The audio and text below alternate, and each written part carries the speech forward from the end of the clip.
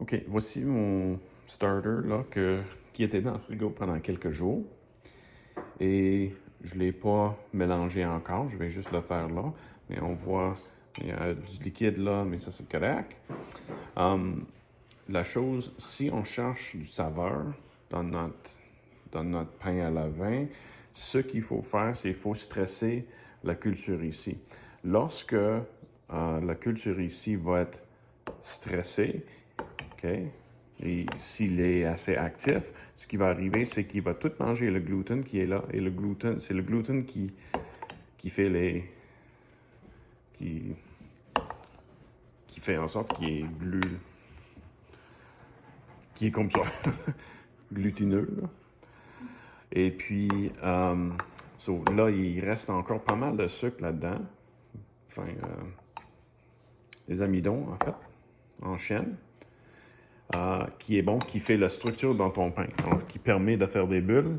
Si tu avais du bubblegum qui n'avait pas de, de,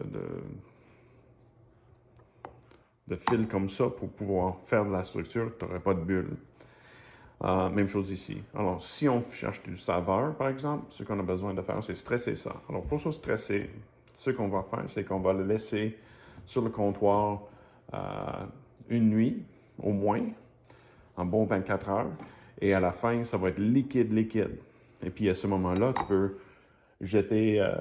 ce qui va arriver avec ça, c'est qu'au lieu de manger les sucres, qui sont les amidons qui sont à l'intérieur de la farine, il va manger, enfin, la levure, puis les bactéries vont manger les levures et bactéries qui sont mortes.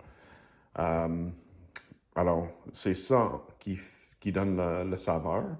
Et c'est ça qui va donner un peu de stress. C'est ça qui donne le saveur à ton pain.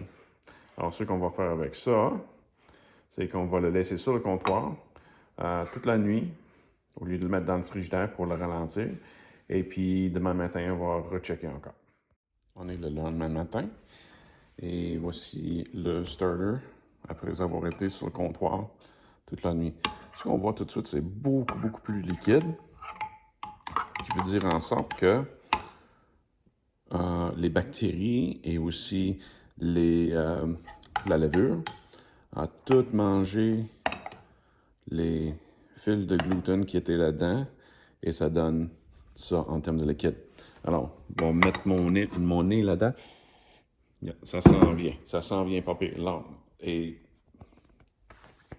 les choses qui puent, comme le starter qui pue, le bon fromage qui pue, c'est bon, c'est ça qui donne le saveur. Alors, ce qu'on cherche ici, là, c'est stressé, c'est certain, par exemple, mais le prix qu'on va payer avec ça, c'est que le pain ne va pas lever autant. Il y a moins de structure pour faire lever le pain lorsqu'on le cuit. Alors, ce qu'on va faire avec ça, c'est qu'on va le nourrir. Je vais jeter probablement la moitié de ça, une tasse un peu plus, juste au pif, comme ça. Puis ensuite, ajouter, je vais mettre 120 grammes de farine et 200 grammes d'eau. L'autre chose qu'on peut faire aussi pour aider, si la culture n'est pas assez forte, si c'est encore bleu, ce qu'on peut faire, c'est qu'on peut ajouter, mettons, moitié de farine de blé entier, puis la moitié de farine blanche. Et ça aide parce qu'il y a des bactéries dans le germe du blé, qui est toujours là dans le blé entier. Je ne sais pas si on va pouvoir voir ici. On voit de temps en temps des petits points là. Ça, c'est parce que ça fait à peu près une semaine là même pas, que j'ai nourri avec un peu de blé entier, juste pour donner une petite dose pour donner du renfort à la culture là-dedans.